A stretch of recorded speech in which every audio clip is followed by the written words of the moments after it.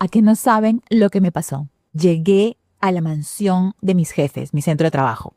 La hermosa mansión de mis jefes, patriarcas millonarios, Fred y Sheila Merton. Todo bien, hasta que reparé en el rastro de sangre que subía por las escaleras hasta la encantadora sala de estar donde yacía mi jefa, Sheila Merton, en camisón, inmóvil, con los ojos abiertos y con marcas en el cuello. Muerta. Había un olor nauseabundo. Desesperada, bajé hasta la enorme cocina que estaba en la parte de atrás y ahí estaba el cuerpo de mi jefe, Fred Merton, en un charco de sangre. Había sido apuñalado muchísimas veces con mucho odio y encima tenía un corte en el cuello. ¿Quién pudo hacer algo así? El sexto libro de Shari Lapena se llama Una familia no tan feliz, del año 2021, 287 páginas. La que encuentra los cuerpos es la asistente de Sheila, ex niñera de sus hijos, Irena Dabrowski. Horrorizada, llama a la policía. Luego nos trasladamos al pasado, 24 horas antes de los asesinatos. Era la cena de Pascua en la casa de los Merton. Audrey Merton, la hermana de Fred, estaba invitada y esa noche en su casa se mostraba sospechosamente feliz porque estaba a la espera de recibir una gran cantidad de dinero muy pronto. Pero no sabemos de qué manera iba a recibir ese dinero. Tal vez, solo tal vez, alguien debía morir. Sin embargo, no fue a la cena porque estaba con gripe. Entre paréntesis, Audrey era una mujer muy ambiciosa que le permitía todo a su hermano Fred por el tema de la herencia y el dinero. Si Fred era malo, ella era peor porque se mantenía con una apariencia social que la hacía pasar por muy debajo del radar para ocultar sus verdaderas intenciones y además detestaba a sus sobrinos. Cierro paréntesis. Irena también estaba invitada, pero se negó a ir porque consideraba que era una reunión familiar, que no tenía lugar, etcétera, ¿no? Al menos eso fue lo que dijo. Pero el motivo principal y real era que nunca le agradó Fred. Nunca le gustó porque sabía cómo era y lo cruel que sabía ser con sus hijos desde muy pequeños y ella los había criado.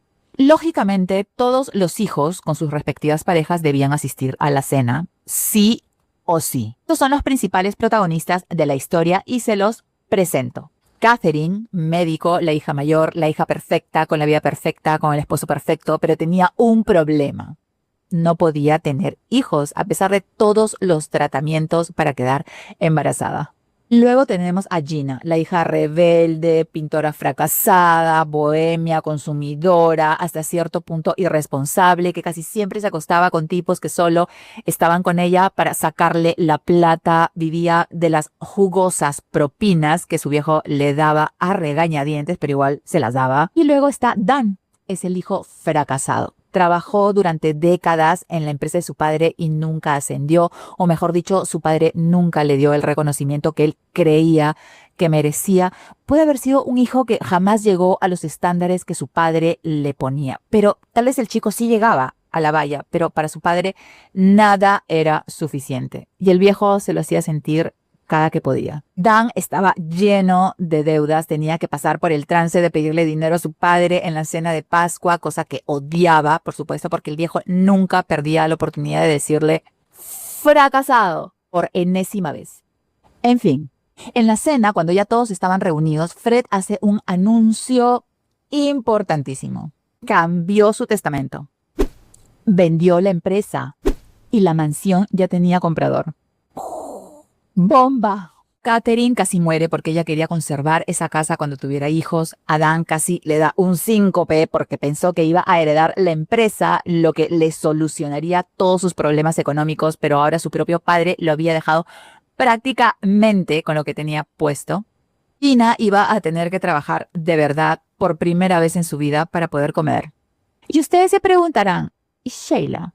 Pues cuando se casó con Fred era la típica esposa trofeo y ahora, al pasar de los años, se había convertido en la esposa sumisa, delicada de salud, que jamás imponía la voluntad férrea de su marido y cuyos hijos le guardaban un gran resentimiento por eso, porque nunca se atrevió a defenderlos, ni antes ni ahora.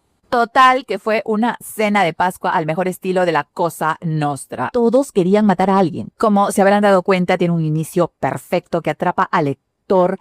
No nos da tiempo ni de acomodarnos en el asiento porque la autora nos arroja directamente a la cara la escena del crimen.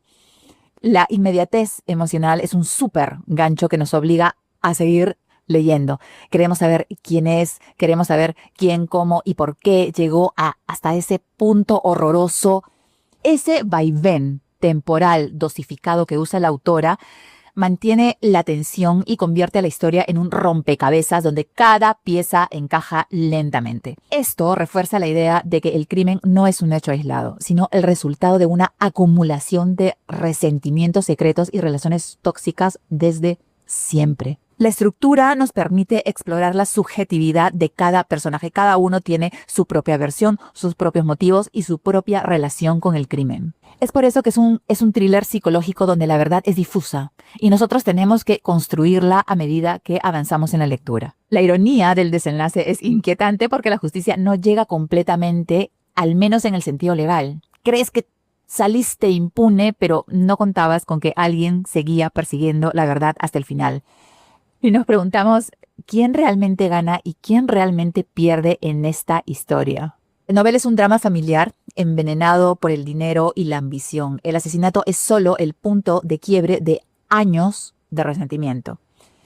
La estructura in media res es un recurso literario muy interesante que a mí me encanta. O sea, empezar por el hecho fundacional de la novela para luego trasladarnos al pasado, avanzar en la trama, pasar por el hecho principal y llegar hasta el epílogo y desenlace. Refuerza esa sensación de destino trágico, como si los personajes estuvieran atrapados en un ciclo inevitable de traiciones. Si quieres un libro que te hable sobre el dinero como maldición y no como bendición, el peso de la crianza en nuestra identidad, el crimen como liberación y castigo, la verdad como un rompecabezas incompleto y la familia como un campo de batalla, te recomiendo este libro. Hasta la próxima reseña. Chau.